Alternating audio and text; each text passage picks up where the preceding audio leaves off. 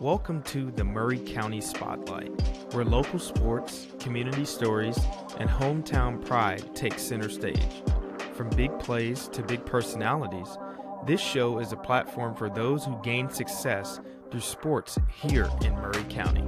I'm your host, Landen Secrest, a proud native of Columbia and a former dual sport athlete myself, ready to guide the conversation with the past, present, and future of Maury County sports.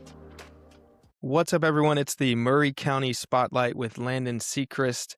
I'm him, and today is a special moment in the history of this show because this is the debut episode of the Maury County Spotlight, and we've got a super special guest joining us today. He's the all-time leading scorer at Columbia Academy. He's a state champion, state championship game, most valuable player, and the creator and founder of the 50-40-90 Club. Welcome to the show, Carson Cary. Yes, sir. Appreciate you having me on. I didn't know when you first reached out I'd be the first guest on here, but I'm honored. Yes, sir. Yes, sir. I couldn't think of anybody better to start the mission and fulfill everything that I'm really looking for starting this show, spotlighting somebody in Maury County. Obviously, I would consider you a legend as far as basketball and what you do in the community, still having an impact. So, yeah, definitely, Carson. It means a lot. I appreciate you for taking the time out to do this. But let's start from the beginning, Carson. Early sports memories. What really got you into sports? Obviously, I know you as a phenomenal basketball player, but what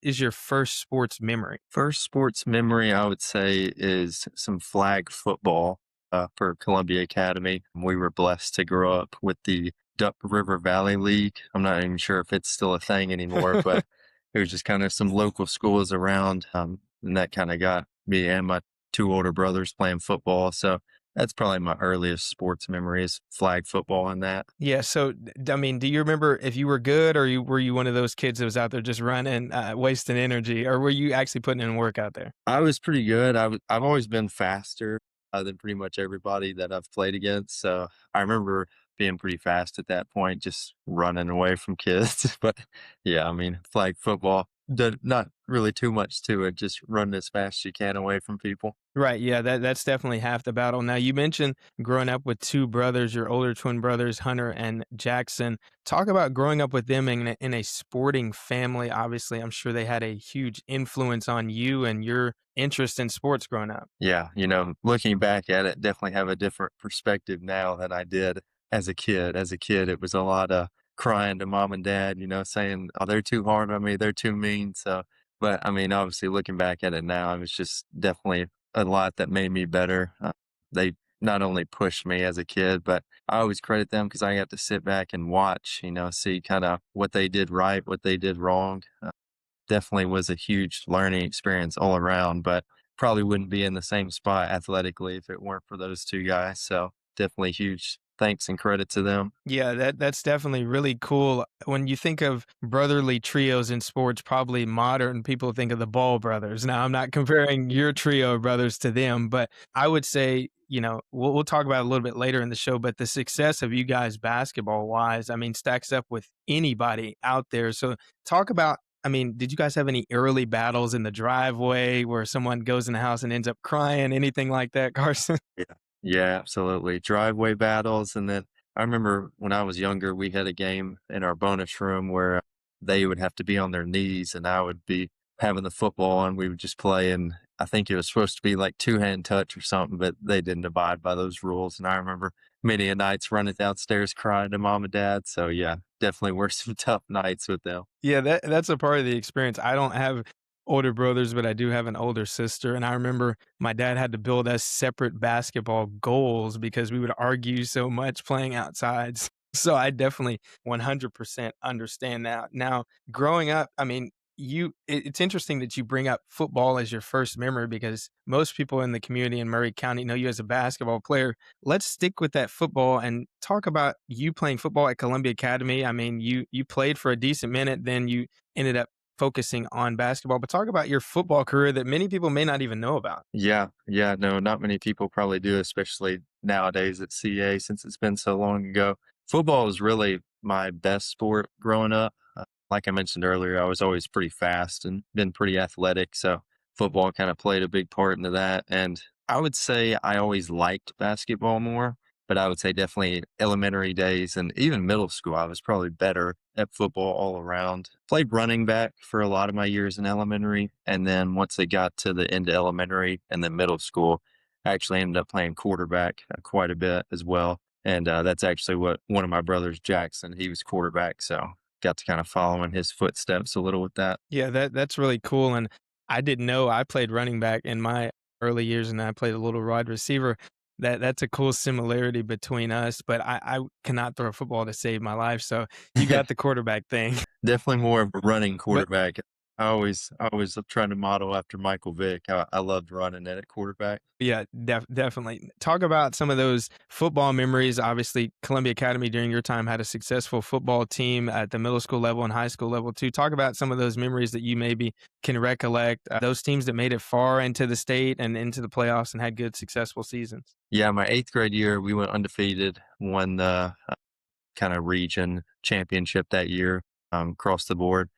And we had some pretty good teams that we played. I remember Lewis County was who we played in the championship. They were really good and actually had some really good players in our grade that we ended up playing in high school too.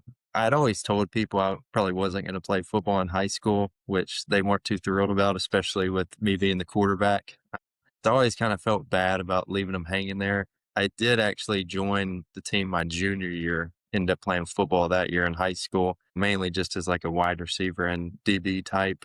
But yeah, my grade was probably more known for football throughout high school until my senior year. We had guys like Rush Lansdale, Davis Kofer, Josh Cook, Copeland Esslinger. So some really big, strong Yeah, kids. some dudes. Those guys are huge. I remember 'em. Yeah, made some deep playoff runs. I think they made it my freshman year, they made it to the semifinal. Junior year made it to the semifinal. So they got pretty close. Yeah, that's really cool. I remember just in the city, Columbia Academy being really good, and I remember a lot of those dudes. I know Copeland and Rush and all those guys, and they're way bigger than me because I'm a little guy. Yeah. But definitely had some very good teams in that era. Now, I remember you're 2 years older than me, but I remember in middle school, you would finish your season in some cases when you're in 8th grade and play up. But I remember you as the guy, you had the baggy long sleeves, the knee pads, and Yeah. the really cool tennis shoes. So talk about your beginnings of your middle school basketball career, just playing CA and having that swag in your early development. Yeah, I would say middle school was when it really hit me that I was probably getting better at basketball than football and really started to enjoy it more than football. 8th grade year, well, let me back up. Going into my 8th grade year, Coach DeJarna, the high school coach at CA, he actually let me play summer ball JV with the high school. So that was kind of my first taste of like, all right, I might be able to do something with this basketball thing. And that was just a huge learning experience for me. I'm sure there were a lot more downs than ups that summer, but definitely gave me the confidence going into 8th grade.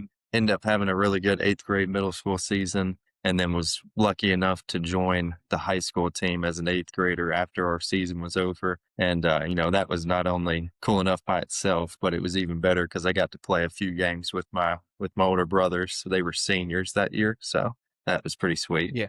Yeah, that's really cool. I have some memories. I remember ironically following you on Instagram when I had first got my phone because you were one of the notable guys in the city that was really good at basketball, and I love basketball obviously. And I followed. I think your handle is C Carry at 12 on Instagram, Yeah. and I just remember you posting pictures of like the new shoes you got, and I used to think like, oh my god, this guy's famous. Like this guy's super cool, man. He's got all the swag.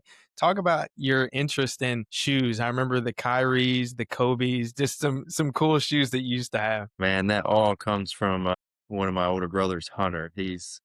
Back in the day, he was huge into the shoe game. So that all comes from him. And yeah, got all into the Jordans, the Kobe's, the Kyries. Deion Sanders said, "You look good, you play good." So always had to have the cleanest shoes out there. Yeah, definitely. I remember, I'm telling you, man, you would always just post those shoes or post a picture in the shoes, and I would be like, this guy, he's got a good player and he's got that swag. Now, when you transition to high school, you obviously developed into a marquee player in the city, and you guys were making deep playoff runs, making it to the state tournament. Talk about those early years of your high school career and the memories that you have maybe in your freshman, sophomore of getting to those deep runs and playing with those older players on CA as well. Yeah. Yeah. Freshman year was definitely a big adjustment because that was kind of the first year post Hunter and Jackson. They were just coming off of 2 state tournament appearances, so expectations really couldn't be any higher, and to be honest with you, no, I kind of felt like I was maybe living in their shadow a little bit that freshman year just because I hadn't really made a name for myself yet. Sophomore year is really when that kinda took off and really became one of the best players on the team. It was myself and then Nigel Ops, if you ever remember that name. He was a Yeah, I senior my remember sophomore Nigel. year. Yeah, he was pretty tough, and, sophomore year was kinda he and I kinda tag teaming and ended up making the Final Four that year, so I always say that was kind of the year that things took off for me. Yeah. I would definitely, in my memory, I remember the name Nigel. I remember he's a dynamic player as well. And talk about racking up some of those awards, maybe all district or all tournament, and what that did for your confidence at the time as a young player who had more basketball to play at the time. Yeah. Once again, not to go back to Hunter and Jackson, but they coming off 2 state tournament appearances, they both scored. Hunter scored over 1,500. Jackson scored over 1,400 career points. So just kind of, I'm not going to say I was living up to be like them because, to be honest with you, my goal was to always be better than them. So they just Of really course. they set the bar high, but they really gave me something to try to exceed. And so yeah, sophomore year, got to get to all district, district first team, all region, was in the conversation for all state. And then, yeah, kind of creeping closer to that 1,000 point mark towards the end of sophomore year. Yeah, definitely. Now, at the time, who are some players that you were modeling your game after, or maybe players you looked up to apply different things to your game as you were growing yourself? Yeah. In terms of NBA, I was always a big Kyrie fan. I always loved his handles and the way he could, get his shot off. This was Hunter's favorite player, which was one of mine as well. I was always a Reggie Miller fan. Just, the Yeah. way he carried himself. He was definitely a lot cockier than I was, but just that confidence he played with and shooting the ball. Always liked him. And then I was really big into going to different high school games throughout the state of Tennessee. So I would always see, the best players in the state. Names that come to mind are like Darius Garland. I'm trying to think of who else. Just so some of those big Nashville talent names that we would go see, you see what they're like, you try to model your game after them. Yeah, I definitely agree with that. As someone who I played basketball too, and I remember playing and trying to model and emulate some of those people in the NBA, the Kyries of the world, dribbling with plastic bags over the basketballs in the driveway just to get the handle right and things like that. But it's interesting that you point out Darius Garland because I remember him coming onto the scene at Brentwood Academy and it was like must see TV going to see the guy. So you bringing him up, saying you watched him is even more impressive because you were a good player yourself, and it just shows that like you can take stuff from other people as well. Yeah. Yeah, I credit my dad for that. He was really big on if we ever had an off night, we were driving an hour, 2 hours to go see whoever. I remember it was a weekend where we were off and we actually drove to Memphis to watch Malik Monk. He was committed to Kentucky at the time, one of the best Mhm. players in the country. And I mean, he might as well have been Michael Jordan in high school. So that was pretty sweet. Yeah, that's crazy. Those late night treks to go see those marquee players is really cool. And when you look back on it, it's cool to see that, Malik Monk and Darius Garland, those guys are in the NBA. Like you watched an NBA player at the high school level. Now, transitioning to your junior and senior seasons, your latter half of your high school career, what clicked for you to really flip that switch junior and senior year to really become an all-state type player in and out where you're being relied on as a player and a leader at CA as well. I mean, even off the court. Now people are looking up to you. You're a role model to the kids in the lower school. Talk about all that. Yeah. I would say the biggest thing those last 2 years are just expectations grew. We had already made the state tournament. So, next step was state championship. And then going along with that, AAU became bigger, playing on better teams, getting in front of more college coaches, going to bigger tournaments. And then my trainer, Vincent Yarbrough, worked out with him from really eighth grade all the way up to college. And, that junior and senior year really was getting with him about 2 days a week. And credit to him, he really helped me out. So, yeah, really credit to a lot of people, but definitely him for making me a better player those last 2 years and preparing me for college. Yeah, definitely. Now you brought up AAU, and in the modern scape of basketball, AAU it's a really point of an emphasis for young players coming up or the guys that want to make it to get on the EYBL circuit or anything like that. Talk about your experience playing AAU and how it made you a better player, even if you weren't necessarily on a shoe brand AAU circuit. Talk about the impact you playing travel basketball had on you. Yeah, it just gives you different viewpoints. For CA, I was the scorer. I was who everybody looked to. And then my last 2 years at AAU, I played with EAB out of Nashville. We had guys like Keon Johnson, who went to Tennessee and then played in the NBA. We had KJ Johnson.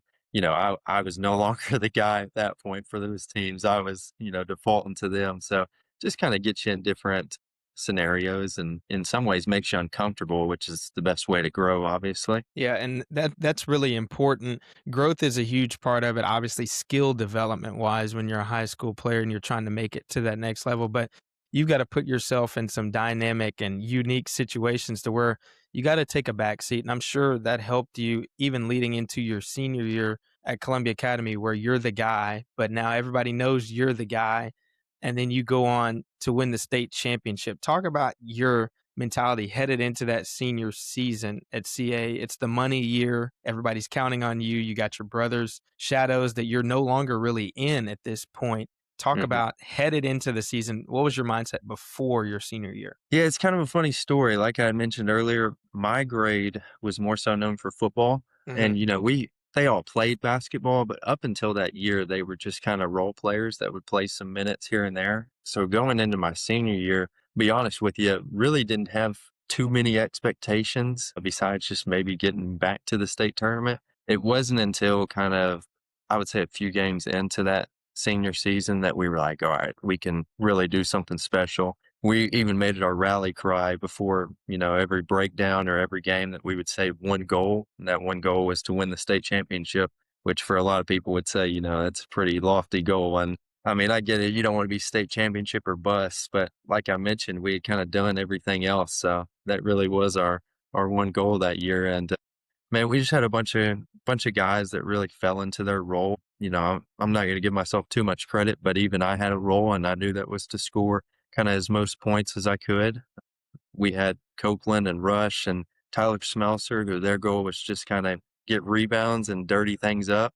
We had a point guard in Sky Polk that he could get you, 10 to 15 points a night. And the biggest thing that helped us that year is, I'm sure if you watched us, we were just huge for a 1A team. I mean, we had 6 players that year get a dunk in a game, which for Yeah. any high school team is unheard of, but for 1A, it's like unbelievable. Yeah, it's crazy. I remember we talked about obviously the football guys that played the Copeland, the Rush, those guys. But I remember, if I'm correct, Gary Smith Jr. on that team. He Yeah. was super dynamic. I mean, above the rim. I remember. I think you guys played Columbia Central at Columbia Central that year, and he Yep. got a dunk in that game. And I was just sitting in the stands, and I was like, "Whoa, this guy's just athletic as all get out, man." Yeah. Yeah, we had Yeah. he and we had Eli Howell that were over 6'7", and, they were some high flyers, so we were really just a nightmare matchup for any high school team, but any 1A team. I mean, just kind of impossible for a 1A team to match up with us. Yeah, it was very impossible, and it's pretty cool to look back on the size of you guys from end to end. You guys had a really deep team, and everybody seemed to know their role. And your role, obviously, you knew that you had to go in and score, but I would probably say you were a very humble player. You're not a person that's going to go out and get buckets and just shoot 30 shots a game. You're going to be an efficient scorer. Talk about your scoring mentality. You know that you're a good shooter. You know that you can get to that mid-range pull-up, but you Yeah. also know you have great teammates. Talk about that. Yeah, my dad and my brothers, they always joke with me like I easily could have had 3,000 career points.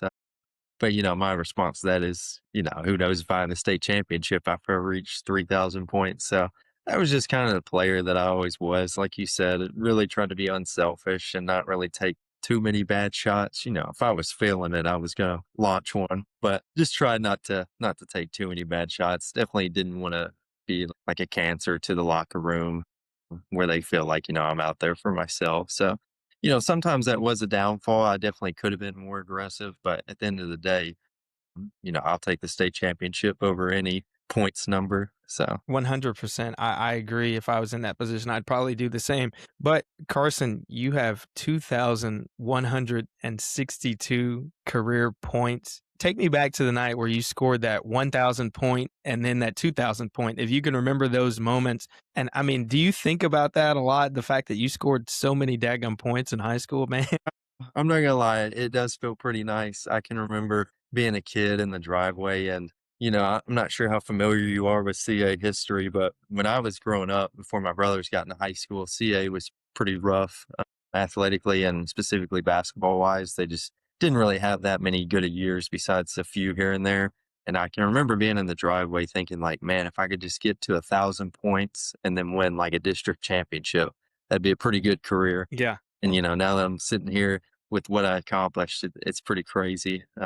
But yeah, 1,000 points, got that midway through my junior year. Remember that, got that in the Christmas tournament. And I remember the goal from there was to beat Hunter and Jackson's career points. So once midway through senior year hit, and I could kind of see the writing on the wall that, hey, maybe 2,000 or beating that career record would be possible. Really didn't feel that much pressure, which you may think, would feel if you were going for something like that. But like I said, it was really just about whatever I could do to help the team win. But yeah, I'm not gonna lie to you. It feels pretty good to have that many points. And, I'll be in the gym and some kid will come up to me and be like, "Hey, that's your name on the wall." And I'm like, "Yeah." That's you. Now, the pinnacle of your high school career, I mean, you said it at length in this, that it's not about the points, it's not about the accolades, it's about that state championship. And I remember being there at MTSU, everybody in Columbia that's rooting for CA, everybody came dressed in the red in the section, and you guys pulled it off, Carson. Talk about the moment of winning a state championship and the magnitude that that means for the city and, I mean, the county. As far as I know, you guys are the only boys basketball team, maybe the only team, period, to win state championship in the county.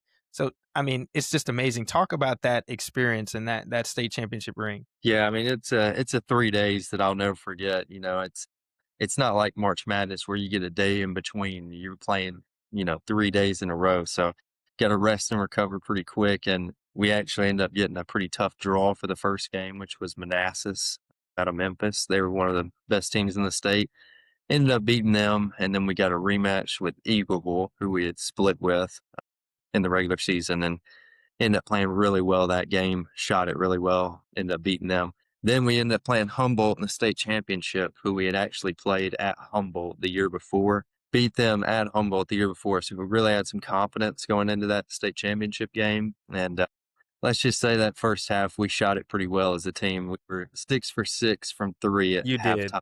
And game was pretty much over at that point. So, it's just writing on the wall. I think it was just destiny for us to get it done that year. But yeah, we are the only Maury County team to win a boys basketball state championship. So hopefully another CA team can get it done here pretty soon. Right, definitely. Now, before we transition to the second half where we talk about what you're currently doing in your collegiate career, I want to ask you if you remember the Columbia Daily Herald wrote an article based on you and your brothers, Hunter and Jackson.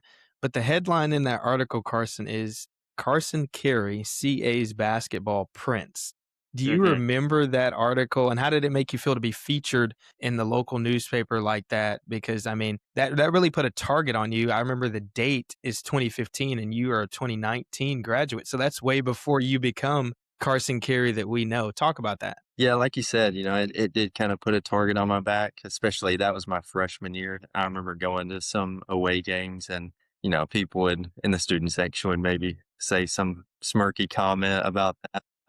Or, you'll not be as good as your brother or something like that. So, I mean, it definitely put some added pressure on there. But yeah, I do remember that article being put out. And I think it was on Christmas Day that we actually did that with Caleb Odom. So, yeah, it was a pretty cool thing to be featured in as a freshman. And looking back at it, I think exceeded my expectations at the time for what I could do in a career. When we come back, you'll hear more of the stories that make Maury County sports special. You're listening to the Maury County Spotlight.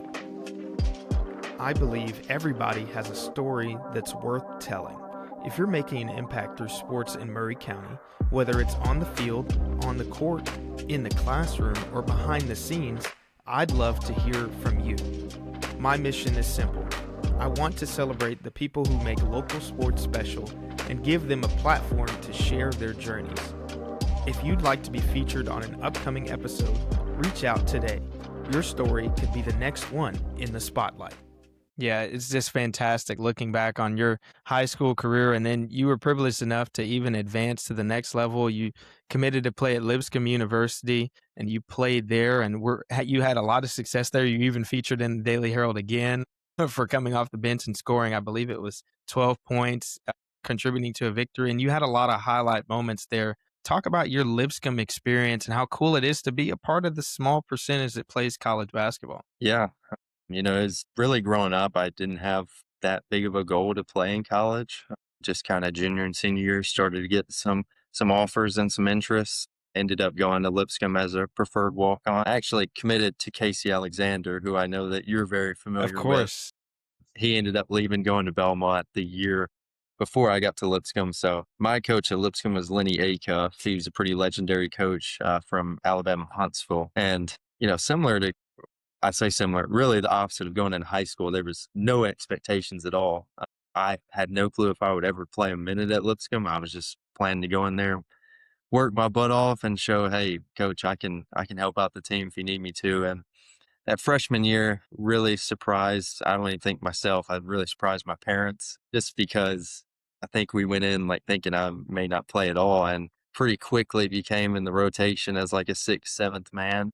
Just coming in, shooting, trying to not turn it over. And I was always pretty athletic. That D1 level is a whole different animal of athleticism, but still had some moments to kind of show off what I could do taking it to the basket. Yeah, definitely. I remember, it's funny that you mentioned Casey Alexander because for the folks listening, me and Carson are not supposed to like each other. I went to Belmont, he went to Lipscomb, two rivals in the Battle of the Boulevard. Talk about the dynamic of playing at a local school. I mean, it's right up the road in Lipscomb. You're not far from home. You mentioned your parents were already, involved in supporting you. And it's a chance for if anybody wanted to follow you, they could go up there right up the road and watch you at Lipscomb if you were to take the court. Talk about that and your decision to ultimately just go there, not too far from home. Yeah, I definitely had, some other offers and interests to go somewhere else. At the end of the day, I would say it was really between Lipscomb, Harding, which is a D2 in Arkansas, Hmm. and then Lee, which is kind of right outside of Chattanooga. It's another D2 school. That was kind of the three that I was looking at to go play. And yeah, just kind of wanted to stay close to home. And Casey really had sold me on an opportunity on what I could do, what my role would be at Lipscomb. And some people would say, well, when he left, why didn't you go somewhere else? And I actually knew Lenny Acuff from him recruiting me at UAH. So I knew if I went in there and showed off what I could do that, he would give me the opportunity. Yeah, definitely. Now, being not too far from home allows you to establish some connections or even further the connections that you already had locally and in the Middle Tennessee area. And that really honestly led to what you currently do now with the creation of the 50-40-90 club, your basketball player development club. Talk about that and your early establishment of that and really how the idea came about as you were a player at Lipscomb and then just furthering your passion in basketball. Yeah, it really came from me working out with my trainer, Vincent Yarborough. And I just kind of saw kind of what he did on a day-to-day basis because I was probably the client he's worked out the most probably ever. So I would say in high school, I just started working out like some really young elementary kids at CA. I would actually do them in my driveway Yeah. in the summer. Yeah, just to, make a little bit of money.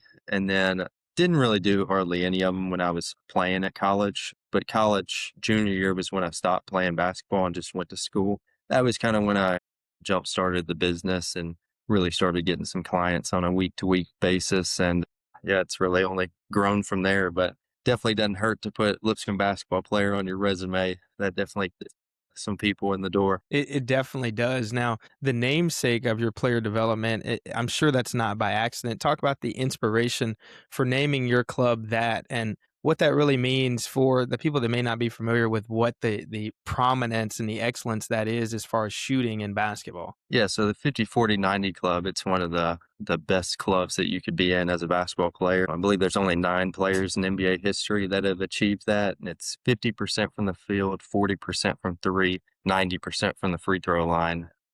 I think my best ever that I did was my sophomore year at Lipscomb. I think I was 50, 48, and 85. So Close. pretty close, but I don't think I ever got there. So yeah, just want to name it after something that even if it's not achievable for, most basketball players, it's still just a great goal to go after. I consider myself a pretty good shooter. So if I can't get there, it's still a good goal to go after though, and definitely recommend kids kind of using that as a benchmark to go after. Yeah, I would definitely sign off and agree that you are a great shooter. I remember all of your shots going straight through the net. No back rim, just straight through the net. And that, folks, tells you that he's a good shooter. Now, who out of the people that you know that have qualified for the 50, 40, 90 club in the NBA, who would you compare your game to the most? Obviously, those players are some of the best ever shooting wise. Who does Carson Cary see in himself out of those players? Who do I see myself as? I don't know. I'd be probably I don't know if I match up with any of those that are in the club. They're probably a little bit better than I was, but I mean, you got Steph Curry. He's in there. Yeah. Obviously, try to model my game as much as I could after him. Kyrie Irving, talked about him earlier. He's in that club. Steve Nash actually did it, I believe, 3 times. So definitely tried to model my game after him as an undersized guard at the college level. Kevin Durant, don't really see too many similarities between he and I, but looked up to him. Yeah. Yeah, I definitely agree with all of those players that you named. And it's funny that you mentioned Reggie Miller earlier in the show, and Reggie's Uh, one of those 50, 40, 90 guys. And that was one of the early guys that you mentioned as yeah. players that you looked up to and your brothers looked up to as well. So that's a really cool full circle moment. Now, in the cliche of basketball training currently is transactional.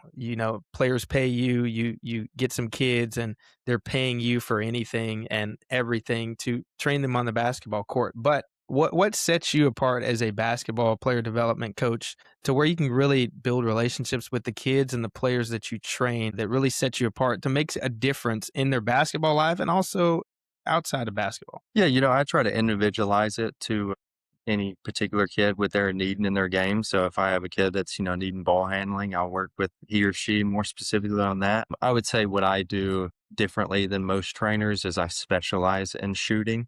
There's some things that I do differently that my trainer taught me that definitely can really up your percentage from 5 to 10%. And then outside of basketball, God is a huge part of my life. So I try to be as not only a basketball influence to them, but just an adult mentor that, they can look up to. And, I'll try to pray with most workouts on there. So yeah, just trying to be a mentor to each and every kid, help them out in any way that I can. Yeah. And how far does your network go as far as the players, boys and girls that you train? Is it just Middle Tennessee as far as the players that you train? Where do you train those players? Yeah, it's mostly Middle Tennessee. I primarily train at Columbia Academy, but I'll, for the most part, meet you anywhere to do it. I've gone all the way up to Davidson Academy in Nashville, gone to Eagleville. So yeah, it's pretty flexible, but I've got kids from all over Middle Tennessee that come to Columbia Academy. Some of them drive, an hour a week to come down there to work out. So just blessed to be in that situation. Definitely. Now, you talked about some of the kids that you train or even just people that come to Columbia Academy. They know you as the guy whose name is on the placard on the wall with the 2162 beside it. How do you kind of take yourself out of those shoes and just give them what they need? You're not a celebrity. You just are the basketball trainer. Try to not to make yourself bigger than you are to give them what they need. How do you balance that? Yeah, I tell most of the kids, I'm not trying to make you into the player that I was. I'm trying to make you the best version of yourself, whether that means we work on shooting for an hour or we work on, layups for 45 minutes. So just try to tailor it to whatever the player's needing. I've been blessed to work out with some really good players from the times they've been in second grade all the way up until they're, juniors and seniors in high school. So it's just really cool to see the development throughout the years. And talk about the focus of women's basketball. It's growing, ever growing, super popular, especially at the WNBA level now. How many females do you train, and what are some points of emphasis for them in an ever growing game? I'm sure the interest is through the roof for the young girls that want to play and those girls that maybe now see a future in playing professional basketball. Yeah, absolutely. It's funny you mentioned that. My client base is definitely more girls than boys. I would say it's at least 60-40 girls. It's probably closer to 70-30. But yeah, absolutely. Girls basketball is becoming, more and more of a thing.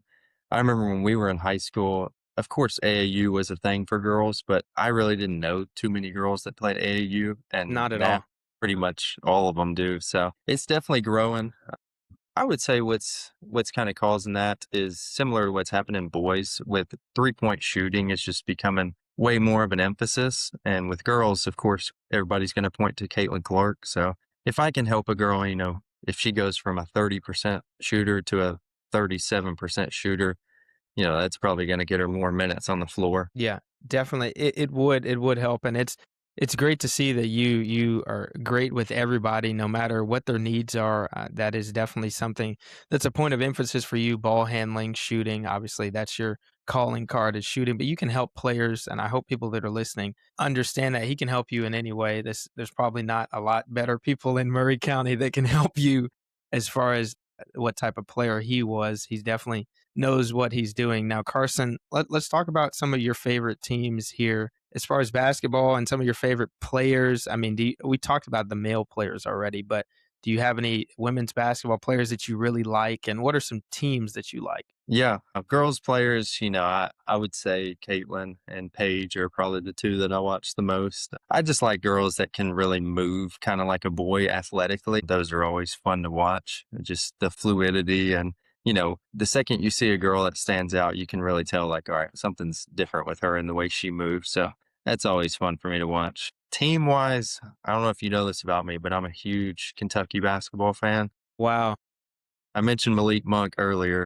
Yeah. That's my boy, and Kentucky's definitely my team. So I'm on the Mark Pope train right now. I'm going to ride it out for as long as I can until, he either turns it around or maybe we go a different direction. But yeah, Yeah, that's cool. I did not know that, Carson. Yeah, go Wildcats. That's probably something I would never say, but go Wildcats for Carson Cary. Now, Carson, you're at a point in life where you got a lot of things going on. You got the legacy that we've talked about. You're a historic basketball legend in the county. You're an active player development coach, and you're also a father and a husband. Talk about balancing all those things in current day life and what keeps you grounded, man. yeah, man, I wish I had it figured out. But yeah, definitely have the best wife in the world.